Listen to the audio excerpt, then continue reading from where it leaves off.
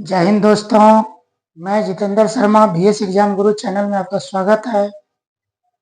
Math में divisor chapter का जो हम सीरीज चला रहे थे उसी में आज टाइप 3 का सवाल लेकर आपके सामने उपस्थित हुए हैं। आप लोग ध्यान से अध्ययन करिएगा।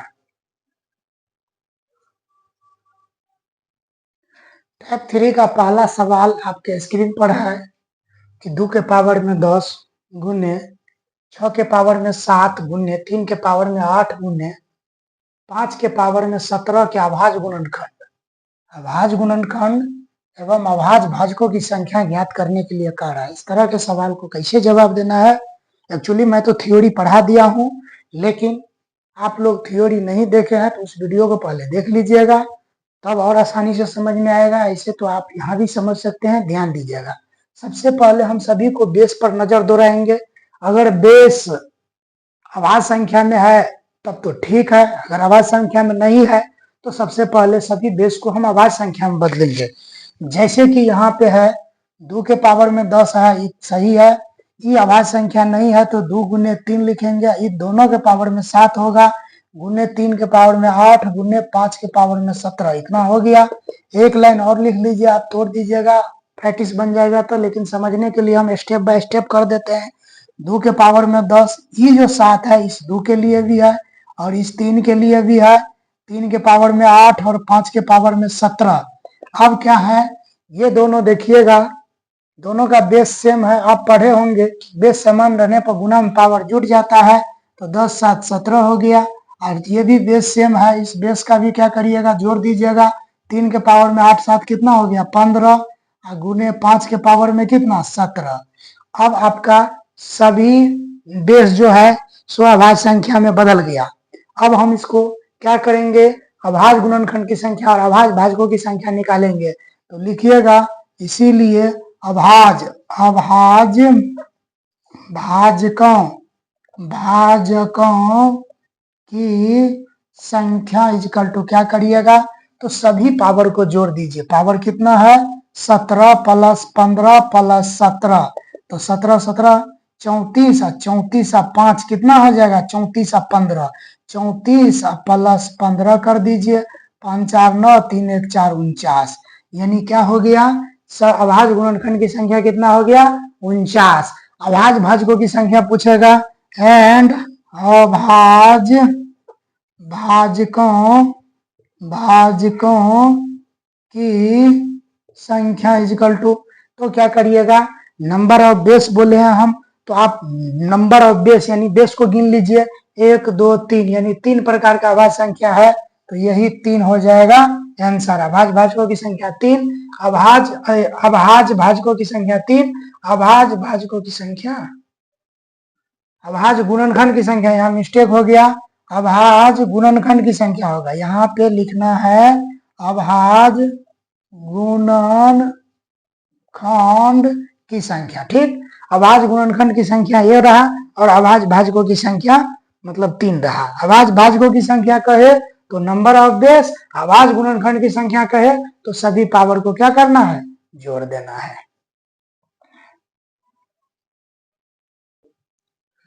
दूसरा सवाल है, व्यंजक 6 के पावर में 10, 7 के पावर में 17, 11 के पावर में 27 के अभाज्य गुणनखंडों की संख्या क्या होगी।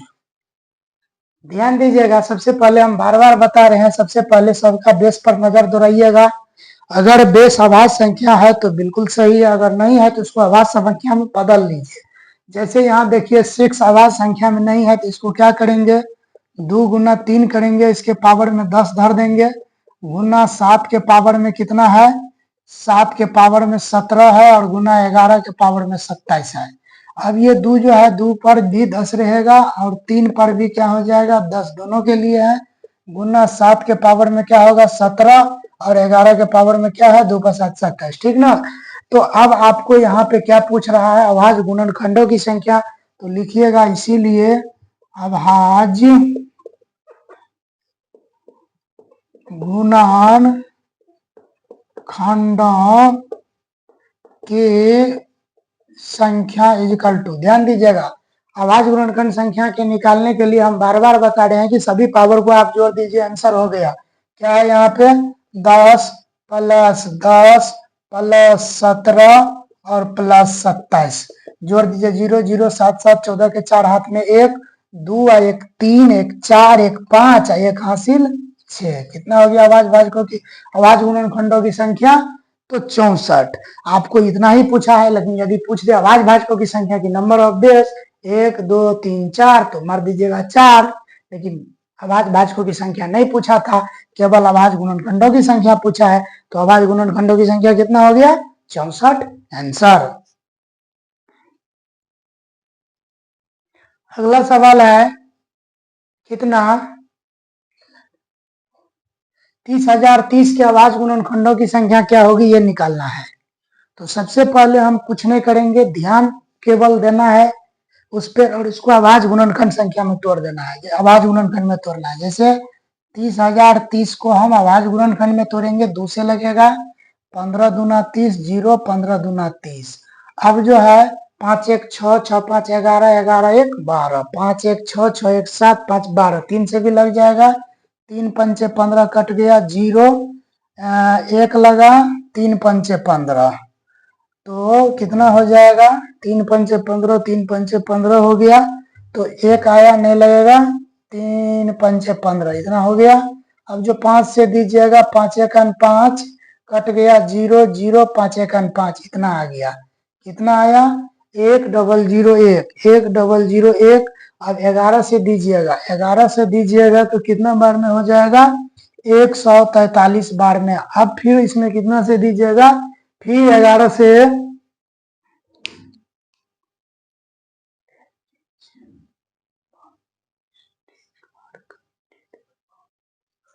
थोड़ा से यहाँ पे मिसमेंड हो गया था, ध्यान दीजिएगा। इसमें अब हम कति से देंगे 7 से, तो कितना होगा 143 सत्य होता है। और इसके बाद इसमें 11 से देंगे तो 13 11 43 से होता है, ठीक ना। तो अब आपका देखिएगा अभाज्य गुणनखंड में टूट गया, ये आपका काम है तोड़ना, ठीक ना। ध्यान दीजिएगा। तो इसको अभाज्य गुणनखंड करने पर क्या आया 2 आया गुना 3 आया 5 आया 7 आया 11 आया और 13 आया, इतना आ गया। तो अब आपको कह रहा है अभाज्य गुणनखंड की संख्या, तो लिखिएगा इसीलिए अभाज्य गुणनखंड गुणनखंड की संख्या इक्वल टू क्या हो जाएगा, जितना पावर है सबको जोड़ दीजिए, जितना पावर है सबको जोड़ देंगे। तो क्या है पावर 1 + 1 + 1 + 1 + 1 + 1 1 2 3 4 5 6। तो आंसर हो गया आपका 6।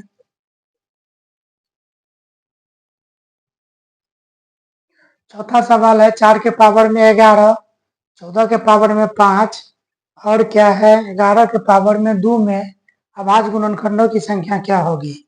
तो सबसे पहले हम बार बार कर रहे हैं, सबसे पहले सभी को किस पे बेस पर ध्यान देंगे। देखिए ये जो है 2 × 2 होगा, अभाज्य गुणनखंड तोड़ना है, गुना 2 × 7 होगा, इसके पावर में 5 होगा और 11 अभाज्य संख्या में टोटल है। जो टोटल है उसको कुछ नहीं करना है, जो नहीं टोटल है उसको पहले अभाज्य संख्या में तोड़ लीजिएगा।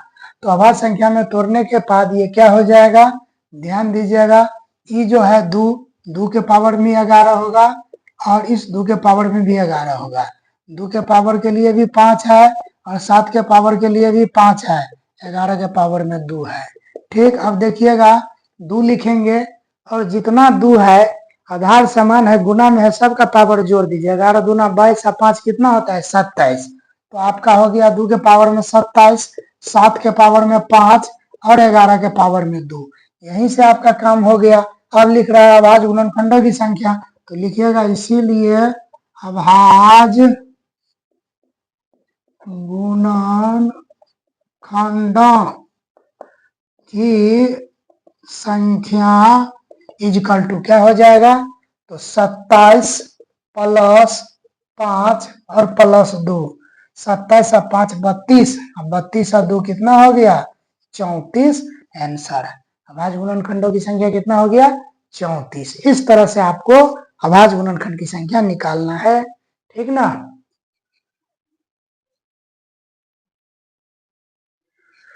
नेक्स्ट सवाल है व्यंजक 6 के पावर में 4, 8 के पावर में 6, 10 के पावर में 8 और 10 के पावर में 12 के पावर में 10 में अभाज्य गुणनखंडों की संख्या। खाली ध्यान दीजिएगा, अभाज्य गुणनखंड की संख्या पूछ रहा है या अभाज्य भाजकों की संख्या। अभाज्य गुणनखंड की संख्या पूछे तो सभी पावर को जोड़ देना है। अभाज्य भाजकों की संख्या पूछे तो नंबर ऑफ बेस यानी सभी बेस को गिन लेना है। अब यहाँ पे हमको अभाज्य गुणनखंड की संख्या पूछना है तो बार बार हम बता रहे हैं कि सभी को सबसे पहले बेस पर नजर दौड़ाइए और बेस अभाज्य गुणनखंड में नहीं है तो इसको अभाज्य गुणनखंड में तोड़िए। जैसे ई है तो 2 गुने 3 और 3 के पावर में क्या हो गया 4, और इसको जो करिएगा तो क्या हो जाएगा 2 के पावर में 3 ऐसे भी लिख सकते हैं आप, और 6 गुना 2 गुना 5 इसके पावर में 8, और इसमें क्या हो जाएगा 2 दूना 4 गुने 3 इसके पावर में क्या 10।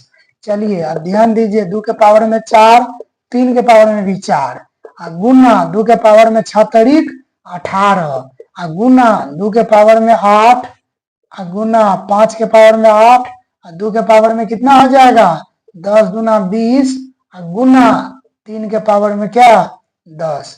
अब ध्यान दीजिए जितना बेस समान है सबके पावर जोड़ करके एक जगह लिख दीजिए, नहीं भी लिखिएगा डायरेक्ट तो जोड़ दीजिएगा तो आंसर आ जाएगा। लेकिन हम आपको कहीं दिक्कत न हो इसलिए ऐसे करते हैं, आपको जल्दी आंसर देना होगा डायरेक्ट सबको जोड़ दीजिएगा कोई दिक्कत नहीं आंसर आ जाएगा। आप देखिएगा 2 है, 2 यहाँ है, 2 यहाँ है, 2 यहाँ है, 2 यहाँ है, तो 2 यहाँ है तो 4 18, 18 4 कितना हो गया 22, 22 हो गया। 22 8 कितना होगा तो 30, 30 और 20 कितना होगा 50, तो 2 के पावर में 50 बन गया।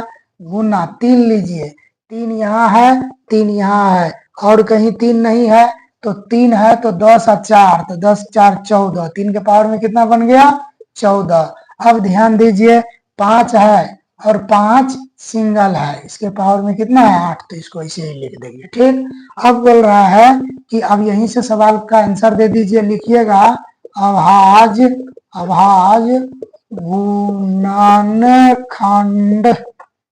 की संख्या इज इक्वल टू, सभी को जोड़िए क्या है 50 14 और 8 कितना होगा 8 4 12 के 2 हाथ में 1, 5 1 6 1 7 कितना हो गया 72। अभाज्य गुणनखंडों की संख्या कितना हो गया 72। यानी अभाज्य भाजकों की संख्या पूछता तो आपके सामने है 2 3 और 5, क्या को बेस है 3 को, तो 3 आंसर मार देते। समझ में आ रहा है? बिल्कुल नहीं समझ में आएगा तो आप कमेंट करिएगा, ठीक ना। कैलकुलेशन में थोड़ा मोड़ा मिस्टेक होगा तो उसको आप ध्यान दीजिएगा और जहां भी मिस्टेक हो कमेंट करके बोलिएगा, हम फिर से बताएंगे, ठीक ना। इससे हमारा कोशिश रहता है कि कहीं मिस्टेक ना हो, लेकिन मैथ है कैलकुलेशन है थोड़ा बहुत इधर उधर हो सकता है, लेकिन कंटेंट पर ध्यान दीजिए। ठीक, कंटेंट पर आप ध्यान रखिए, वो कैसे बनता है उस नियम पे ध्यान रखिए, उस नियम को फॉलो कीजिए और इसी से आपका सवाल में स्पीड बढ़ेगा। छठा सवाल है 30 के पावर में 211 के अभाज्य गुणनखंड एवं अभाज्य भाजकों की संख्या क्या होगी। इसमें दोनों चीज पूछ रहा है, अभाज्य गुणनखंड भी और अभाज्य भाजकों भी। सबसे पहले बेस पर ध्यान देंगे और बेस को अभाज्य गुणनखंड में तोड़ेंगे। 2 से किए कितना हुआ 15, अब कितना से करिएगा 3 से, 3 5 से 5 कितना हो जाएगा 2 गुने 3 गुने 5 के पावर में कितना 211।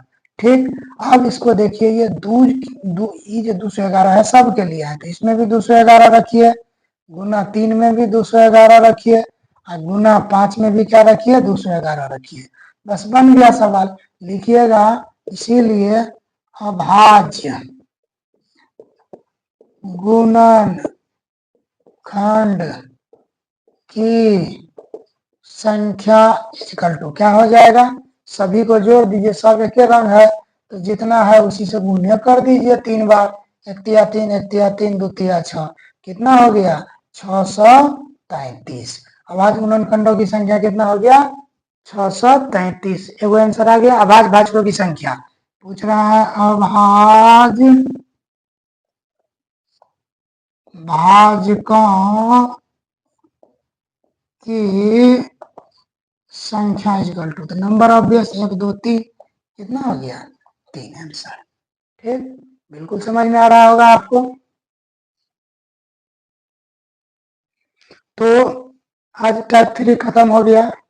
अब नेक्स्ट वीडियो में हम इस चैप्टर का टाइप 4 सवाल लेकर आएंगे।